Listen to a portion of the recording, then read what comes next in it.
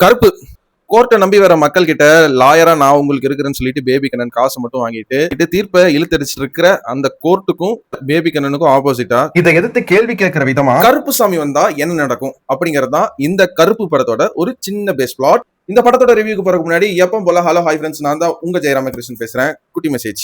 கோவத்தை கட்டுப்படுத்துறது, அதாவது இவர் சொல்றாங்க இந்த விஷயத்துல எல்லாம் கோவப்படக்கூடாது, இதுக்கெல்லாம் வந்து இப்படி ரியாக்ட் பண்ணக்கூடாது அப்படின்லாம் சொன்னாங்கன்னா அவங்களோட லைஃப் எக்ஸ்பீரியன்ஸ்ல கெயின் பண்ணி உங்களுக்கு வந்து ஒரு முன்னோடியா வந்து சொல்றாங்க. பட் அது உண்மையிலேயே அந்த இடத்துல ஏன் கோவப்படக்கூடாது, அந்த இடத்துல ஏன் நம்ம பக்குவமா நடந்துக்கணும் அப்படிங்கறதெல்லாம் அந்த ஒரு சிச்சுவேஷன்ல நீங்க இருந்து கத்துக்கிட்டாதான் தெரியும். அந்த சிச்சுவேஷன் என்னன்னே தெரியாம இந்த இடத்துல நம்ம வந்து ரியாக்டே பண்ணக்கூடாது, நம்ம கோவத்தை கண்ட்ரோல் பண்ணிடணும்னு ஒரு அசம்ஷன்ல இருந்தீங்கன்னா உங்க லைஃபை இன்னொருத்தர் கையில நீங்க கொடுத்த மாதிரி ஆயிரும். சோ கோவம் வர வேண்டிய இடத்துல உங்களுக்கு என்ன தோணுதோ அந்த ரியாக்ஷனை அப்பப்ப கொடுத்துருங்க. தப்போ ரைட்டோ அந்த விஷயத்த பண்ணாதான் அதை நீங்க கத்துக்க முடியும். அடுத்த தடவை இது தப்பு இது ரைட்டு அப்படின்னு பக்குவமா கத்துக்க முடியும். சோ கருப்பு இந்த படத்தோட பாசிட்டிவ் அப்படின்னு எனக்கு ஃபர்ஸ்ட் மைண்ட்ல எடுத்தோன்னே இந்த வீடியோல ஸ்ட்ரைக் ஆகி சொல்லணும்னு தோன்றது இந்த படத்தோட cinematographer G K. Vishnu. Visual stunning, அதாவது ரொம்ப சிம்பிளான ஃப்ரேம், சிம்பிளான கதை, சிம்பிளான சீன் தான். பட் இவரோட விஷுவல்ல காட்டணுங்கிற அந்த ஒரு விஷன் இருக்குல்ல, அந்த ஜி.கே. விஷ்ணு விஷுவல்ஸ் அப்படின்னு வந்து சும்மா ஒன்னும் ட்ரைலர்ல போடல. உண்மையிலேயே மனுஷன் பயங்கரமா ஒவ்வொரு ஃப்ரேமும் செதுக்கி இருக்காரு. முக்கியமா லைட் டிபார்ட்மெண்ட்டுக்கு ஒரு பெரிய அப்ரிசியேஷனே வந்து டெக்னிக்கல் டீம் சைட்ல வந்து கொடுத்தாகணும். லைட்டிங் அந்த அளவுக்கு ரொம்ப சூப்பரா ஆர்டிபிஷியலா இல்லாம நேச்சுரலா ஒர்க் அவுட் ஆயிருக்கு. ரெண்டாவது, இந்த படத்தோட மியூசிக் டைரக்டர் சாய் அபயங்கர். அது வந்து நிறைய பேர் வந்து நீங்க இவரை வந்து அண்டர் எஸ்டிமேட் பண்ணுவீங்க, அந்த ரீசன் இந்த ரீசன் சொல்லி ஒரு குத்தம் சொல்ற ஒரு குரூப் இருக்கு. பட் ஆனா அதையெல்லாம் தாண்டி அவரோட மியூசிக்கை ரசிக்க ஆரம்பிச்சிட்டீங்கன்னா ஒரு ஒரு மாதிரி ஒரு லெவலுக்கு வந்து மனுஷன் வந்து மியூசிக்ல ஒரு என்டர்டைனிங் ஃபேக்டர் வந்து கொடுக்குறாரு. எனக்கு பர்சனலா இந்த படத்துல இது இவரோட பெஸ்ட் ஒர்க்குன்னே சொல்லுவேன்.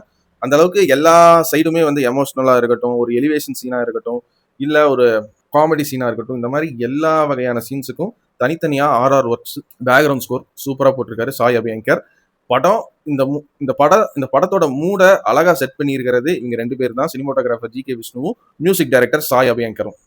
இதுக்கப்புறம் படத்தோட லொகேஷன் செலக்ஷன், சில செட் ஒர்க் அண்ட் சில இடங்கள்ல வர விஎஃப்எக்ஸ் போர்ஷன் உண்மையிலே எனக்கு பர்சனலா படத்துக்குள்ள நான் போயிட்டு வந்த மாதிரி வந்து சில சீன்ஸ் எல்லாம் வந்து ஸ்பிரிச்சுவலா எனக்கு கனெக்ட் ஆச்சு.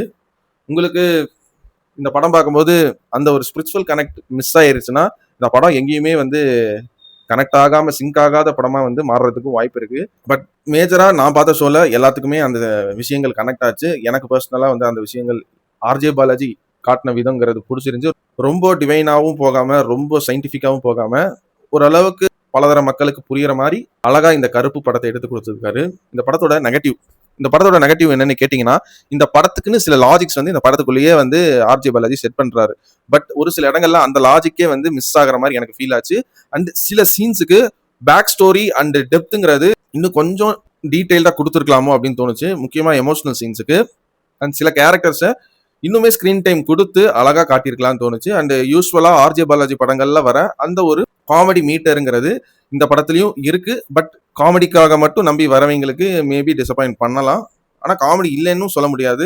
மாஸ் மூமெண்ட் சீன்ஸ் எந்த அளவுக்கு இருக்கோ காமெடியும் அந்த அளவுக்கு என்னை பொறுத்த வரைக்கும் ஈக்குவலா இந்த படத்துல இருக்குன்னு தான் நான் சொல்லுவேன். அண்ட் கருப்புசாமின்னு எடுத்துக்கிட்டீங்கன்னா ஒவ்வொருத்தருக்கு கருப்புசாமியை ஒவ்வொரு விதமா வந்து சில கதைகள்ல தெரியும். அந்த கதைகள்ல இருக்கிற அந்த ஒரு ரூட்டடான எமோஷனை அழகா சொல்லியிருக்காரு.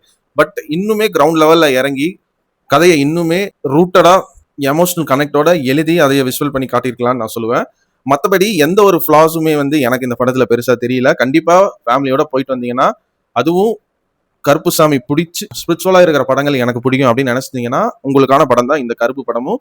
சில மைனர் ஃபிளாஸ் இருந்தாலும், த்ரிஷா கேரக்டர் வந்து சில ஒட்டாம இருக்கிற காமெடி சீன்ஸ்ல காட்டியிருந்தாலும், விஎஃப்எக்ஸ் சில சீன்ஸ்ல கொஞ்சம் பெட்டரா பண்ணியிருக்கலாம் அப்படின்னு சில விஎஃப்எக்ஸ் எக்ஸ்போஷன்ஸ் இருந்தாலும் இந்த படம் கண்டிப்பா ஃபேமிலியா போனீங்கன்னா உங்களுக்கு ஒர்க் அவுட் ஆகும். ஜாலியா எந்த ஒரு எக்ஸ்பெக்டேஷனும் இல்லாம போயிட்டு இந்த படத்தை என்ஜாய் பண்ணிட்டு வாங்கன்னு தான் நான் சொல்லுவேன். எனக்கு பர்சனலா ஐ எம் கம்ப்ளீட்லி என்ஜாய்ட். எந்த மாதிரி எக்ஸ்பெக்ட் பண்ணிட்டு போனோம் அந்த எக்ஸ்பெக்டேஷன்ஸை எனக்கு ஃபுல்ஃபில் பண்ணி தந்துச்சு இந்த கருப்பு படம். And one special mention RJ Balaji. அதாவது இந்த படம் எந்த அளவுக்கு சூர்யாக்காக நீங்க பார்க்கணும்னு நினைக்கிறீங்களோ அந்த அளவுக்கு ஆர்ஜே பாலாஜியுமே வந்து எஃபர்ட் வந்து அவரோட டைரக்ஷன் டீம்ல இருந்தும் ரைட்டிங் டீம்ல இருந்துமே வந்து அந்த படத்துக்கான ஒர்க்கை வந்து ரொம்ப மனசார வந்து போட்டிருக்காரு. அது ஒவ்வொரு சீனும் பார்க்கும்போது உங்களுக்கு வந்து தெரியும் நான் ஏன் வந்து இப்படி சொல்றேன்னு. ஆர்ஜே பாலாஜியும் இதுல புதுசா ஒரு கேரக்டர்ல வந்து நடிச்சிருக்காரு. அது வந்து இது one of the shade of RJ பாலாஜிங்கிற மாதிரி தான் இருக்கும். இதை தாண்டி படத்துல நிறைய சர்ப்ரைசஸ் இருக்கு. சூர்யா எனக்கு பர்சனலா ஒரு சாமியாட்டம் ஆடுவாரு.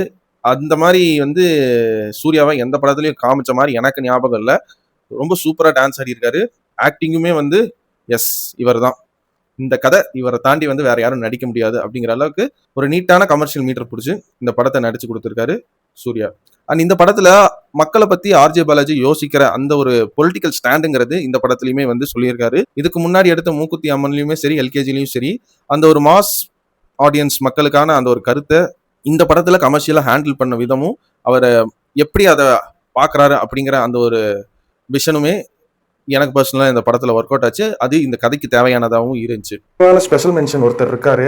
எத்தனை பேர் இவரை பற்றி பேசுவாங்க, நோட்டீஸ் பண்ணி சொல்லுவாங்கன்னு தெரியல. Singer BM Mahalingam. இந்த படத்தில் 2 சாங் பண்ணியிருக்காரு. 2 சாங்குமே வந்து ரொம்ப சோல்ஃபுல்லாக வந்து பாடியிருக்காரு. எனக்கு பர்சனலாக இவரோட வாய்ஸ் நிறைய சோர்ஸில் இவர் பாடுற விதம் எனக்கு பிடிக்கும். அண்டு பிக் பாஸில் கூட வந்து ஒரு டைம் வந்து சாமி பாட்டு பாடினார். அதுவுமே வந்து கட் பண்ணி லூப் மோடில் வந்து அந்த டைமில் நான் கேட்டிருந்தேன். அதே மாதிரி தான் இந்த படத்துக்குமே வந்து அதே இம்பேக்டில் வந்து 2 சாங்குமே வந்து ரொம்ப ஹார்ட்ஃபுல்லாக சோல்ஃபுல்லாக பாடி கொடுத்துருக்காரு. அண்ட் அவர் பாடின அந்த ஒரு ஹம்மிங் போர்ஷன் தான் இந்த படத்தோட ஒரு சோல் பீஸ்னே சொல்லுவேன். அந்த அளவுக்கு ஒரு சூப்பரான விஷயம் அந்த பாட்டில் இவர் செஞ்சுருக்காரு.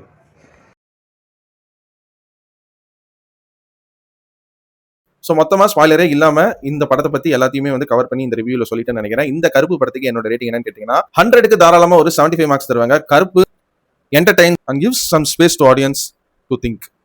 அண்ட் நான் உங்களை இதே மாதிரி இன்னொரு சூப்பரான வீடியோவில் சந்திக்கிற வரைக்கும் நீங்களும் நல்லா இருங்க, எல்லாரையும் நல்லா வச்சிருங்க. அவ்வளோதாங்க விஷயம். நன்றி, வணக்கம், பாய் பாய்.